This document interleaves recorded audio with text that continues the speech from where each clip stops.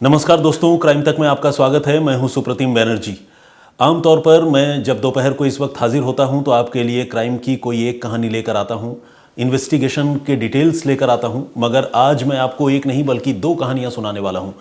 ये दोनों ही कहानियां बहुत ही उलझाने वाली हैं, लेकिन क्राइम की कहानी होने के बावजूद बहुत ही दिलचस्प भी हैं।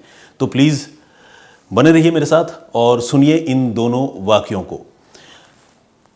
पहली कहानी जो है बिहार की है, बिहार के पूर्वी चंपारण ज़िले की। मोतिहारी शहर है और वहाँ पुलिस स्टेशन है संग्रामपुर। तो संग्रामपुर पुलिस स्टेशन की हद में एक गांव आता है जिसका नाम है पंचभिंडवा। इस पंचभिंडवा गांव के पास एक जंगल है जिसको बांसवाड़ी जंगल के नाम से जानते हैं। उस जंगल में 5 दिसंबर को एक लड़की की लाश मिलती है। लड़की की उम्र तकरीबन 16-17 साल की है और लड़की के कपड़े अस्त व्यस्त हैं और लाश में को देखकर ये पता चलता है कि उसका गला कटा हुआ है। और विडंबना देखिए, सबसे पहले ये लाश जो है कोई और नहीं बल्कि खुद उस लड़की का पिता देखता है। इसके बाद वो बदहवास रोता बिलखता हुआ गांव में आता है, आसपास के लोगों को पूरी बात बताता है और उसके बाद पुलिस को खबर दी जाती है। आनन फानन में पुलिस भी मौके पर पहुंचती है और मौके पर जाकर पुलिस जो मंजर देखती है वो वाकई वैसा ही है जैसा कि उसे बताया गया है। लड़की की लाश जंगल में पड़ी थी, गला कटा हुआ था, कपड़े अस्त व्यस्त थे, जिसे देखकर दो बातें लग रही थी। एक तो ये कि लड़की का कत्ल किया गया है और शायद कत्ल से पहले 16-17 साल की इस लड़की के साथ रेप भी किया गया है। तो बहुत ही संगीन, बहुत ही नाजुक मसला था। तो पुलिस ने फौरन इस मामले की जांच करने का फैसला किया। लाश को बरामद करके पोस्टमार्टम के लिए भिजवा दिया गया और उसके बाद पुलिस ने घर वालों से बातचीत शुरू की। इधर पुलिस घर वालों से बातचीत कर रही थी और दूसरी तरफ लाश पोस्टमार्टम के लिए भेज दी गई थी। 24 घंटे बाद जब पोस्टमार्टम की रिपोर्ट आती है तो पूरी कहानी एकदम से पलट जाती है। पोस्टमार्टम करने वाले डॉक्टर ये बताते हैं कि लड़की की मौत न तो गला काटे जाने की वजह से हुई है और न ही लड़की के साथ रेप जैसी कोई घटना हुई है। अब सवाल ये उठता है कि अगर लड़की की मौत गला काटे जाने की वजह से नहीं हुई और उसके साथ रेप भी नहीं हुआ तो उसकी लाश जंगल में कैसे पहुंची, कपड़े अस्त व्यस्त कैसे हुए, और अगर लड़की की मौत किसी और वजह से हुई है तो उसका गला क्यों काटा, किसने काटा, इसके पीछे क्या कहानी है। तो बहुत ही उलझाने वाली स्टोरी है। अब पुलिस को जब ये जानकारी मिली तो पुलिस भी नए सिरे से, नए नज़रिए से इस मामले को इन्वेस्टिगेट करने का फैसला करती है। वो जो थॉट प्रोसेस होता है उसको चेंज करती है और फिर पुलिस पोस्टमार्टम करने वाले डॉक्टर से पूछती है कि आखिर लड़की की मौत हुई कैसे अगर गला काटे जाने की वजह से नहीं हुई तो। डॉक्टर बताते हैं कि लड़की की मौत दम घुटने की वजह से हुई है, जिसे टेक्निकल या मेडिकल टर्म में एक्सफिक्सिया कहते हैं। तो वो जो एक्सफिक्सिया है वो उस तरह का है जैसा आमतौर पर खुदकुशी के मामलों में हुआ करती है। अब जो पोस्टमार्टम रिपोर्ट है वो कहने का मतलब ये कि गला काटने वाली बात को तो छोड़ ही दीजिए, कत्ल की बात तो छोड़ ही दीजिए, अब इशारा कर रही थी कि ये मामला खुदकुशी का हो सकता है। ऐसे में अगर खुदकुशी हुई है तो जाहिर है खुदकुशी घर में ही हुई होगी। अगर जंगल में खुदकुशी हुई होती गले में फंदा डालकर तो वहाँ पर कोई फंदा होता, कोई ऐसी चीज़ होती। ये सारी चीज़ें वहाँ से नदारत थी, कुछ भी ऐसा नहीं था। पुलिस अब उसके पिता को पूछताछ के लिए बुलाती है और पिता का नाम है बिहारी महतो और बिहारी महतो से पुलिस गहन पूछताछ करती है। जब पुलिस बहुत सख्ती से पूछताछ करती है तो पुलिस को उसकी बातों में कुछ विरोधाभास नज़र आता है और फाइनली बिहारी महतो जो है ये कबूल करता है कि उसी ने अपनी बेटी का गला काटा है, लेकिन ये भी कबूल करता है कि उसने अपनी बेटी की हत्या नहीं की है। असल में हुआ ये कि ये जो 16-17 साल की बिहारी महतो की बेटी थी ये गांव के ही किसी लड़के के साथ इन्वॉल्व थी, दोनों की दोस्ती थी। और 5 दिसंबर के रोज़ जब घर में दूसरे लोग नहीं थे, उस रोज़ ये लड़की अपने बॉयफ्रेंड के साथ अपने घर में मौजूद थी और क्लोज थी। जब घर के लोग आ गए, उसका पिता वहाँ पर आ गया, तो फिर बॉयफ्रेंड तो खैर वहाँ से जान बचाकर भागा, लेकिन ये जो लड़की है वो घर में ही रही। उसके बाद लड़की के साथ घर वालों ने मारपीट भी की, उसको डांटा फटकारा और ये डांट फटकार और मारपीट जो है वो कुछ उसका असर ऐसा हुआ कि उस लड़की ने खुद अपने गले में फंदा लगाकर जान दे दी, यानी खुदकुशी कर ली। लेकिन इस खुदकुशी के बाद बिहारी महतो का दिमाग जो है वो बहुत ही शातिराना तरीके से चला। उसने ये तय किया कि चलो बेटी तो मेरी मर गई, लेकिन अब मैं अपने दुश्मनों को नहीं छोड़ूंगा, और उसने अपने 4 दुश्मनों को फंसाने का प्लान रचा। और ये जो 4 दुश्मन थे, इन दुश्मनों के नाम है मंटू, कृष्णा, कन्हैया और दिलीप। असल में बिहारी महतो और इन लोगों के साथ शराब के कारोबार को लेकर जो है वो पुरानी रंजिश, पुरानी लड़ाई चली आ रही थी। और बिहारी को ये लगा कि अब जब उसकी बेटी की मौत हो गई है तो अपनी बेटी की मौत को वो हत्या की शक्ल देने की कोशिश करेगा, हत्या की शक्ल देगा और इल्ज़ाम लगाएगा इन 4 पर। बिहारी ने किया भी वही। बेटी की लाश उसने उतारी फंदे से उतारने के बाद उसका गला काटा, कपड़े फाड़े।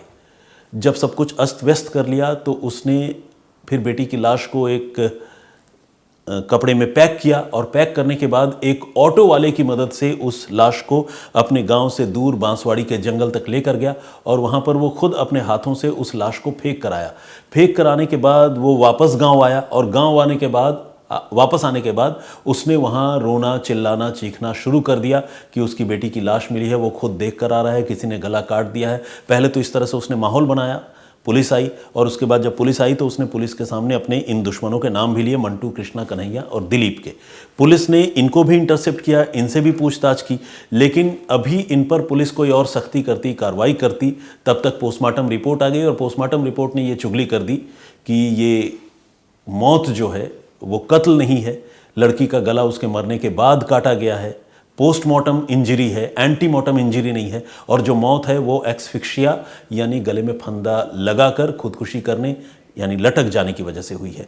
और इस पोस्टमार्टम रिपोर्ट से ये पूरा केस सुलझ गया, और फाइनली जो उस लड़की के पिता हैं बिहारी महतो, पुलिस ने उसे ही कानून को गुमराह करने और डेथ फेक करने के इल्ज़ाम में गिरफ्तार कर लिया।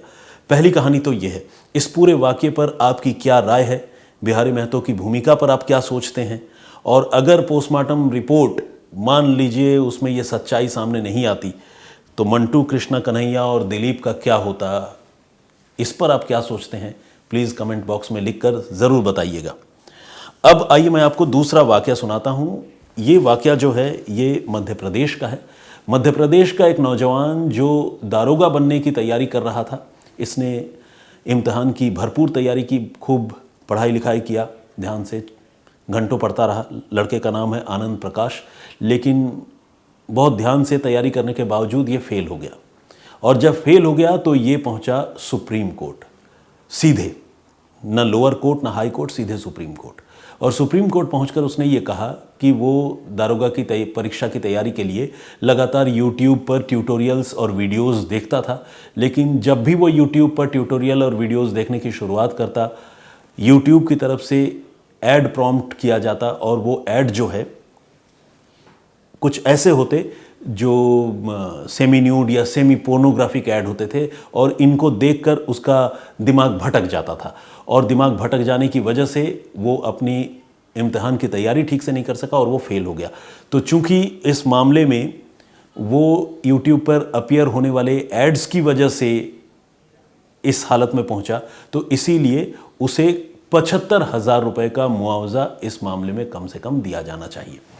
अब जब ये अजीबोगरीब फरियाद सुप्रीम कोर्ट पहुंची तो सुप्रीम कोर्ट के जज भी हैरान रह गए। जस्टिस संजय किशन कौल और जस्टिस अभय एस ओक, इन दोनों की बेंच के पास ये मुकदमा पहुंचा था। दोनों जजों ने इस केस को बहुत ही अजीबोगरीब, बहुत ही वियर्ड तो माना, लेकिन साथ ही इसे निहायत ही बेतुका समझा। और बेतुका समझने के बाद उन्होंने न सिर्फ याचिकाकर्ता को कड़ी फटकार लगाई आनंद प्रकाश को, बल्कि ये भी कहा कि इम्तिहान में फेल होने के बाद बहानेबाजी का ये तरीका जो है वो निहायत ही गलत है, और वो भी तब जब आप सीधे सुप्रीम कोर्ट आकर 75,000 रुपये के मुआवजे की मांग कर रहे हैं।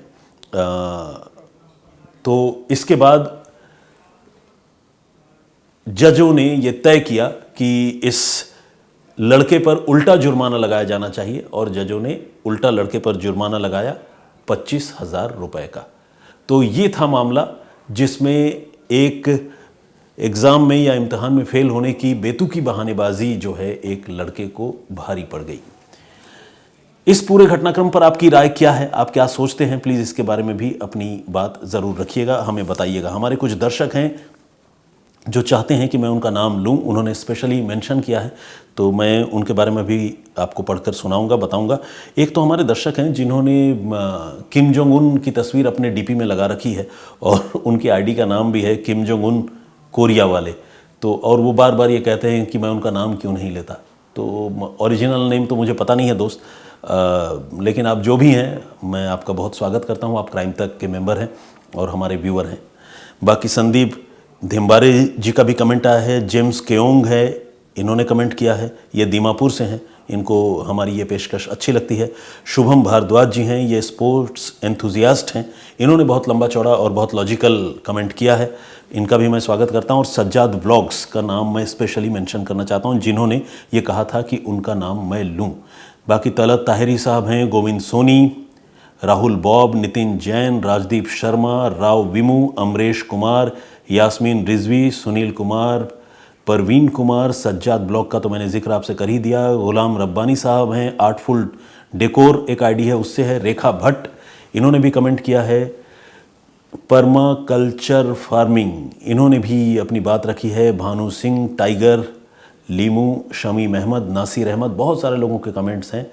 फरूक श्रेष्ठा जी, आप हर रोज़ कमेंट करते हैं, थैंक यू वेरी मच। नवाज़ अंसारी साहब और सुशील कुमार विश्वकर्मा, इन्होंने भी कमेंट किया और इन्होंने बहुत हौसला अफजाई की है। ये कह रहे हैं कि अब वो रेगुलर मेरे वीडियोस देखते हैं। एक बार टाइम तक में शमसक की कहानियाँ सुनते हुए मेरा एक वीडियो प्रॉम्प्ट हो गया, उसके बाद से उनको अब मेरी ये पेशकश देखना भी अच्छा लगता है। Thank you very much Sushil ji. Ansari plus, Manoj Mishra, Vineet Raina और मुबीन सिद्दीकी, आप सारे लोगों का मैं बहुत बहुत धन्यवाद करता हूँ। आपके अलावा और बहुत सारे लोगों ने कमेंट किया है, अपनी अपनी बातें रखी हैं। मैं सारे कमेंट्स पढ़ता हूं, जैसा कि मैं हर बार बताता हूं, सब लोगों के नाम एक बार में नहीं पढ़ सकता, लिहाजा अभी इतना ही। लेकिन अगली बार जब आप कमेंट करेंगे तो बहुत मुमकिन है कि आपका नाम, आपका कमेंट मैं पढ़ पाऊँ। और ये एक, जिसे कहते हैं कि रैंडम कोशिश होती है, ताकि कोई पिक एंड चूज़ वाली बात ना हो। तो आप प्लीज़ कमेंट करते रहिए। और आज जो दोनों घटनाएं, दोनों स्टोरीज़ मैंने आपको बताई, इन दोनों घटनाओं पर आपकी सोच, आपकी राय क्या है, ये आप हमें ज़रूर बताएं। मुझे आपके जवाब और आपके कमेंट्स का इंतज़ार रहेगा। तब तक अपना बहुत ख्याल रखिए, सुरक्षित रहिए। जय हिंद, जय भारत।